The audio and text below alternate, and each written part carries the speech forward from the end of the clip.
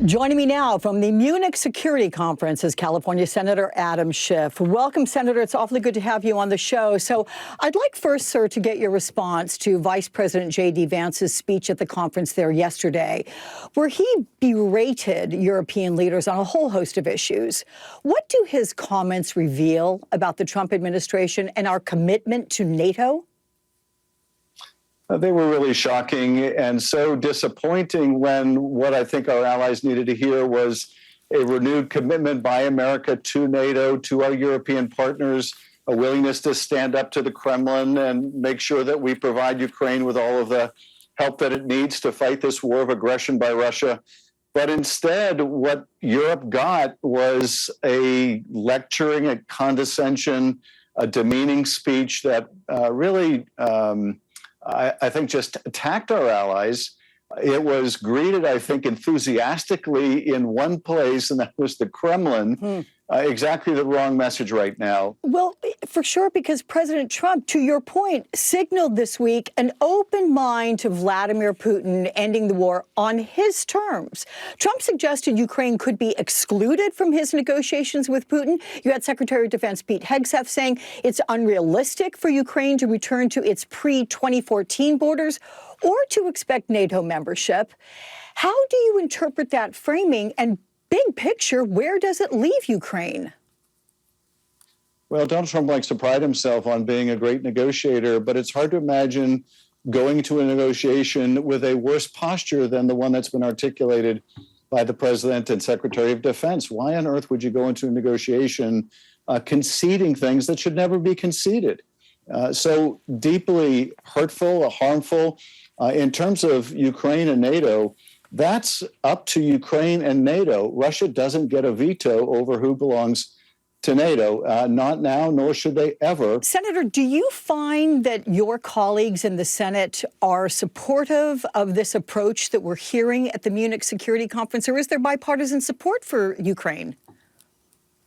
There is really strong bipartisan support for Ukraine. We sat down on a bipartisan basis with Zelensky yesterday, and I think all around the table, we expressed our appreciation for the heroic sacrifice Ukraine has made, the fact that we want to maintain a strong level of support for Ukraine. So I think Zelensky heard that loud and clear from the U.S. Senate on a bipartisan basis, and I hope that we can allay some of the concerns that have been raised by the real mixture of messages that Europe, Russia, and Ukraine have been getting from the Oval Office and from the Defense Department. But do you think that is reaching President Zelensky? Because as you know, just today, he said that he doesn't think Europe can count on the United States any longer, that Europe has to create its own army and learn to defend itself better in the wake of potentially losing U.S. support. Well, I have to think Zelensky is concerned when he hears, on the one hand, pretty strong bipartisan support for Ukraine in Congress, but he hears different messages and conflicting messages from the administration. I think he, like the rest of the world, is trying to figure out what does that all mean and where is the center of gravity in this new government. So I can understand the apprehension that he must feel. I certainly will be working my hardest in the Senate, and I'll have a lot of allies in this in fighting for strong support for Ukraine and no concessions to the Kremlin. Let's go stateside here as the attorneys general in 14 states have filed a lawsuit against Elon Musk, arguing that his unbridled power to dismantle entire government agencies and access sensitive data is unconstitutional. What are your colleagues saying about the authority that's been given to Musk and his Doge team without congressional approval, and how do you expect this to play out in courts? Well, initially, I think the opposition was really just from Democrats in the Congress, concerned about the unlawful nature of these actions, the harmful, destructive nature of these actions, thousands and thousands of Americans losing their jobs, but also losing important work that is really central to our national security interests, the dismantling of USAID, for example. Here in Munich, we've been talking to our partners about how that just abandons the field around the world for China to move in and secure basing rights and mineral rights because we're no longer in the development business around the world. So it started out just, I think, mostly Democrats pushing back, but now you're starting to see Republicans in different parts of the country who are deeply impacted. You've got my colleagues who are losing jobs in the Forest Service, and you've got other my colleagues that are representing farm states and are losing export opportunities. So I think we're starting to see more bipartisan pushback. But one thing I think it's really important for the American people to understand that's really behind all this. Why these cuts? Why the urgency? Why is the Trump administration and Elon Musk doing this?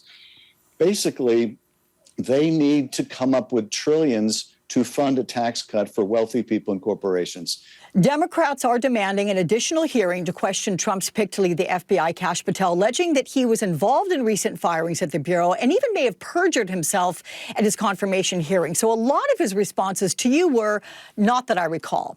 Will any of this stall his confirmation? And do you think he's being put in place to take action against agents who may have worked on cases involving Donald Trump?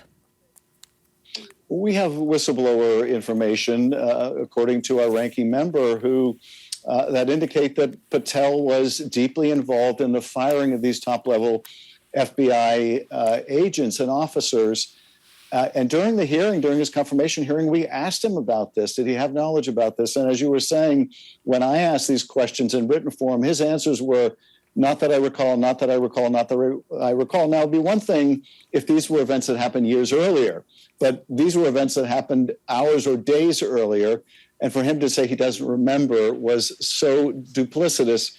So we want to bring it back in the committee. There are a lot of unanswered questions also about 1 to 5 million in stock options that he has, or a stock investment that he has in a Chinese Communist Party funded company with a terrible record of using child labor and slave labor.